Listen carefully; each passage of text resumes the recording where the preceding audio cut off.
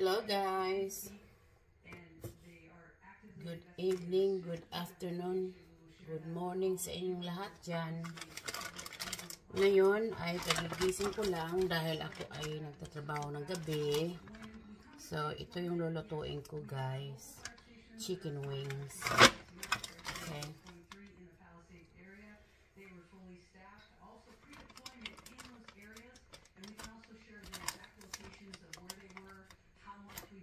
Hirap naman buksan to. 5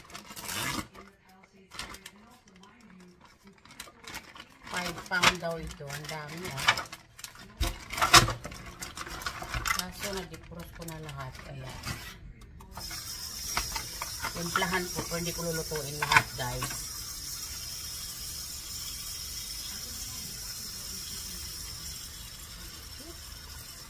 May bol-bol pa.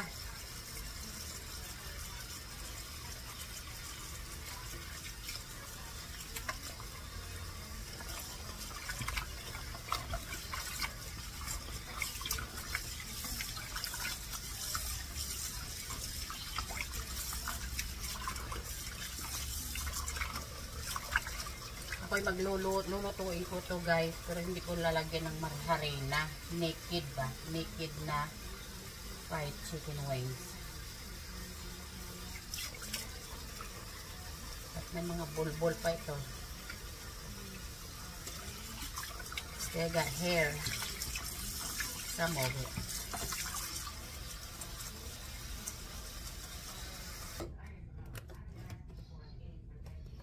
Ayan guys, hinati ko na ito yung kahati. Kasi asawa ko lang naman kakain ito eh. Kaya, kailangan lutuin lahat.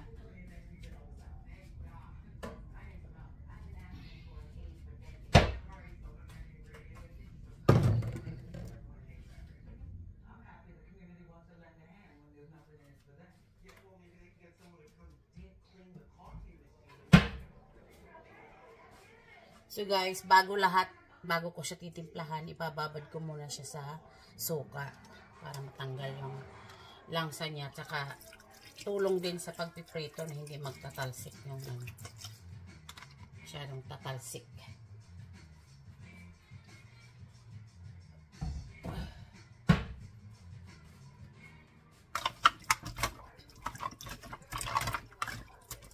Medyo parang hugasan nyo siya sa suka muna bago nyo siya timplahan.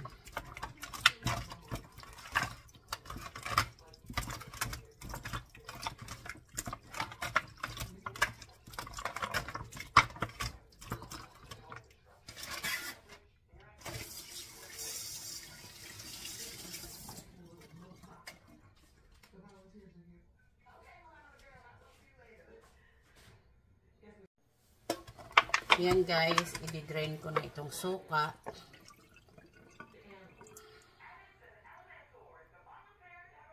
Hindi na natin siya huhugasan. Diretso na ang pagtitimpla.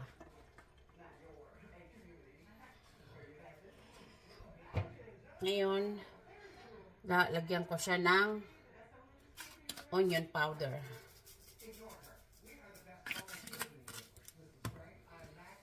Tapos ito yung aking all seasoning.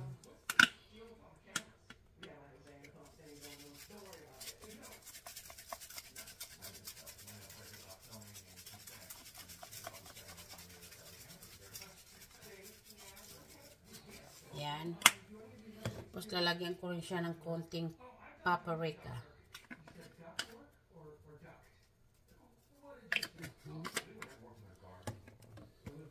Black pepper.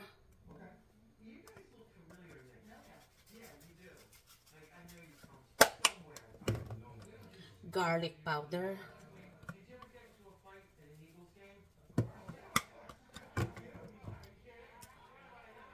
And chicken or.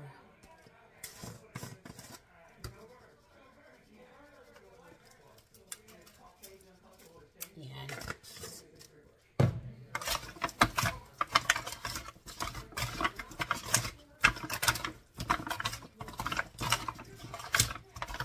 Kasi may pasok ako ngayon guys, kaya palit akong nagising.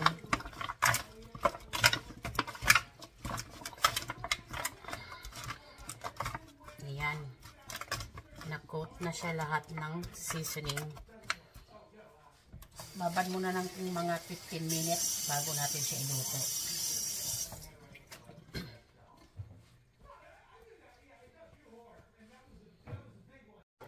Ayan guys, ito yung ginamit kong mantika sa aking pagpiprito ng naked chicken wing. Okay.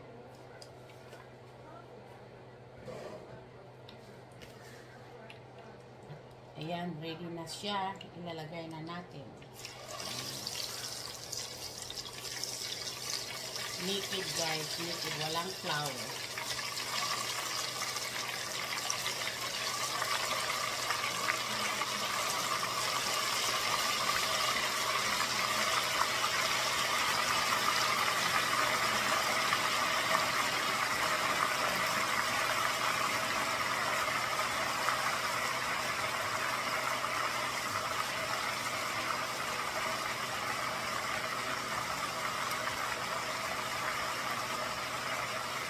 Ayan, huwag natin masyadong damihin kasi ayaw natin magdikit-dikit ng chicken natin.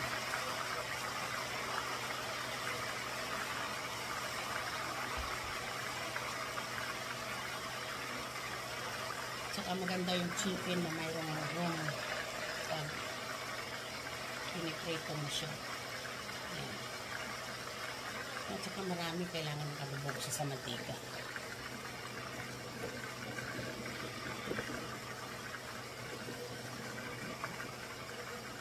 Alright guys, update you.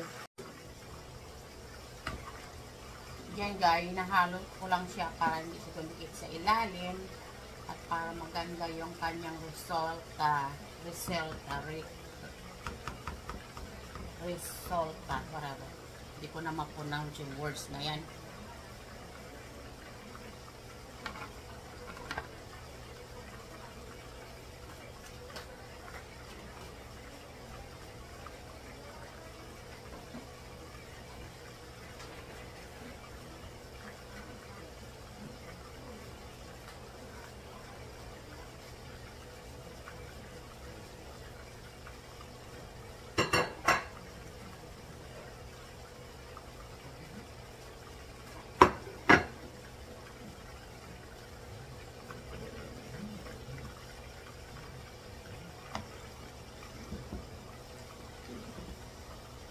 Tingnan nyo dyan, pag maraming mantika, hindi siya magkatatalsik.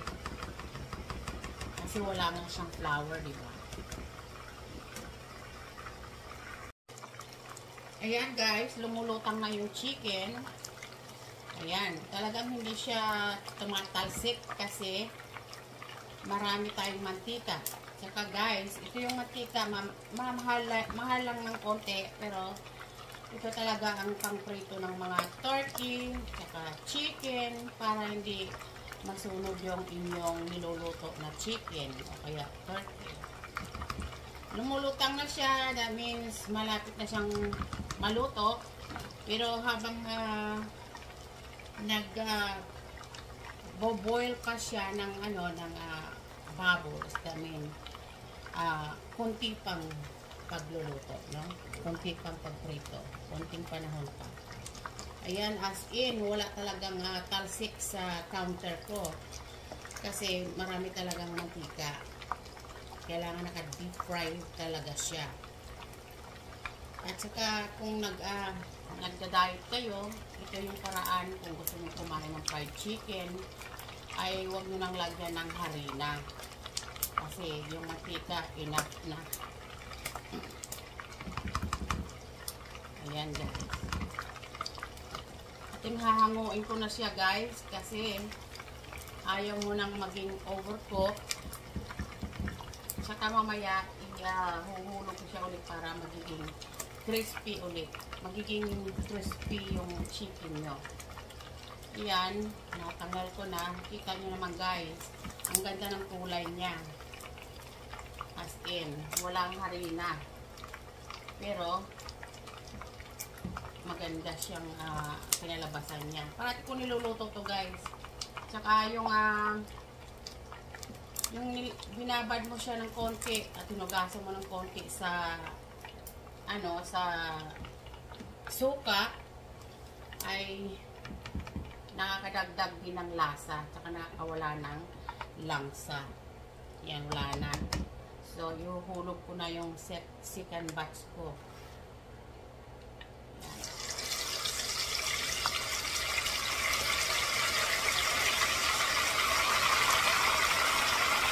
Kaya kailangan guys, pag nagpiprito kayo, talagang yung malalim, saka medyo malapat.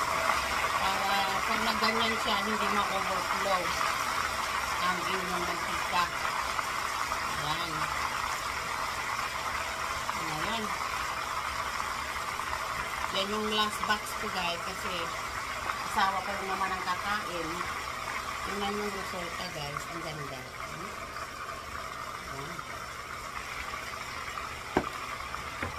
Okay.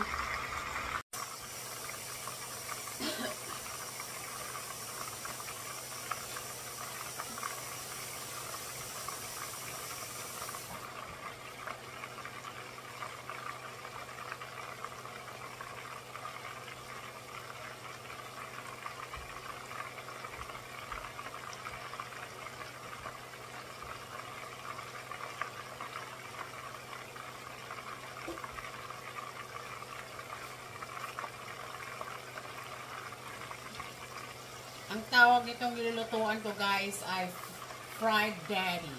Fried daddy. Yan tawag nila dito sa lutuan na ito. Maganda ito sa pagprito. Kaya mayroon kang nilulutong slow cooking. Pwede rin ito. Yan. Easy lang siya guys. Para, tsaka hindi messy, you know, wala kang masyadong hugasan, yan lang. Kaya, tsaka guys, pasensya na kayo kung hindi nyo ako nakikita, kasi kagigising ko lang guys, baka matakot lang kayo sa itsura ko. Kaya, tsaka nagmamadali ako, kasi may pasok ako ngayon guys. Ang pasok ko ngayon ay 3:30, at ngayon ay nagluluto ako ng pagkain ng asawa ko. Ayan. Alam mo naman tayo mga Pilipino, kailangan ay maalaga sa asawa at sa mga anak. Kaya lang ako, wala akong anak, asawa ko lang. Ayan guys. Ayan guys, luto na yung second batch natin.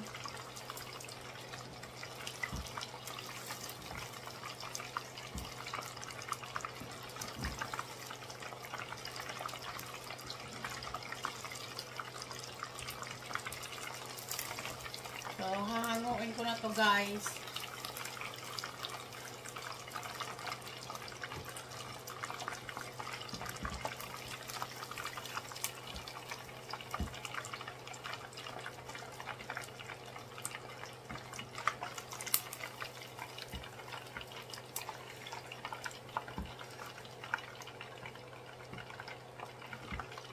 Yan. Yan na yung aking naked fried chicken wings, guys. Okay? So, ang partner niyan ay magluluto ako ng french fries. Paborito ng asawa ko itong mga pagkain nito, guys. Kaya, yan. Lagyan natin. Yan. Ito ay, ano na, season na. Extra crispy season. Wrinkles. French fries. From India, whatever.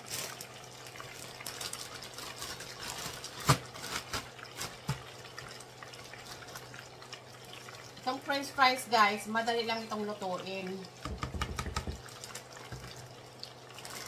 Kasi parang ano na ito cook na siya.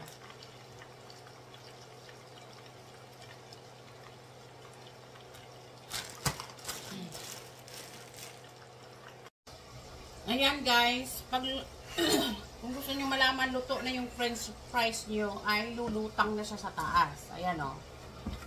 Yan, luto na yan.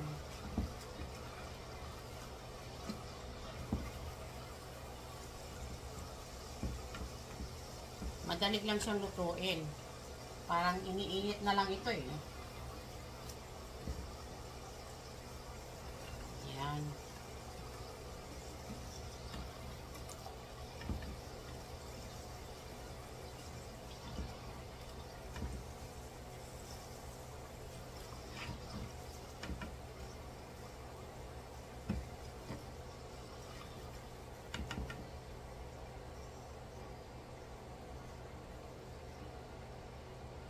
Pasensya na kayo guys kung wala akong masyadong long video.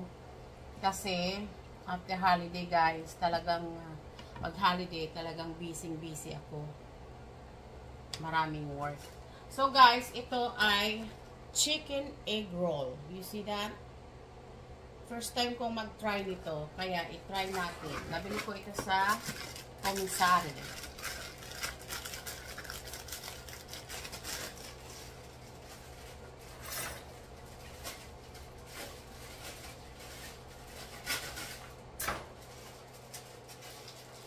So, lulutuin ko ngayon para mayroong ibang kasama yung kanyang pagkain.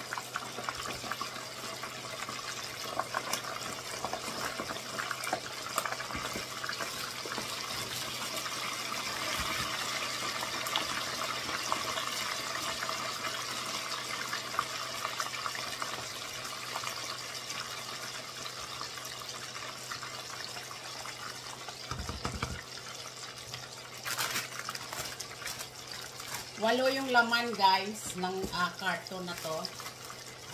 We have 8 pieces. Kaya ilagay ko na lahat. Baon ko yung iba sa trabaho guys. Kasi maaga akong kumain ngayon. Mamaya gugutumin na ako.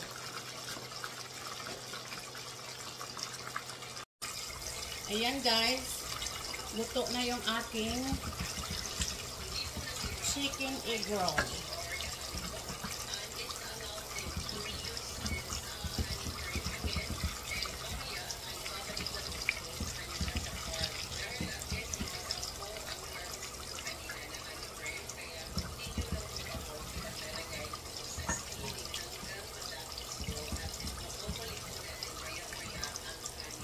First time kong mag-try guys itong chicken egg roll.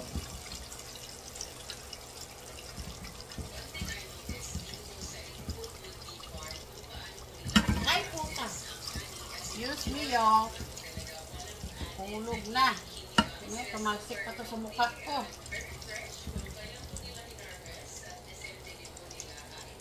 Yan guys, luto na.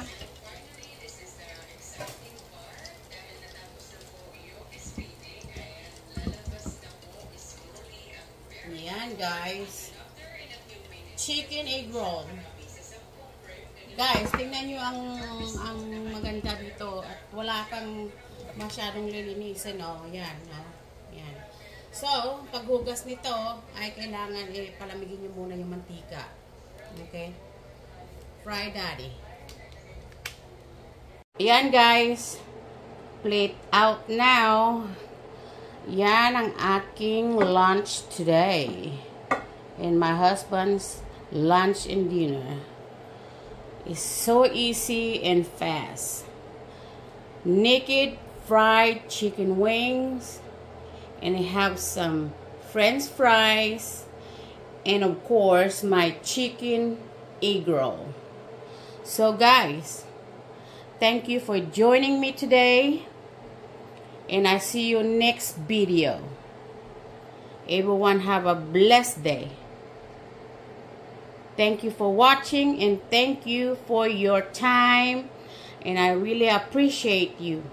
Thank you for supporting my channel. Thank you so much. God bless.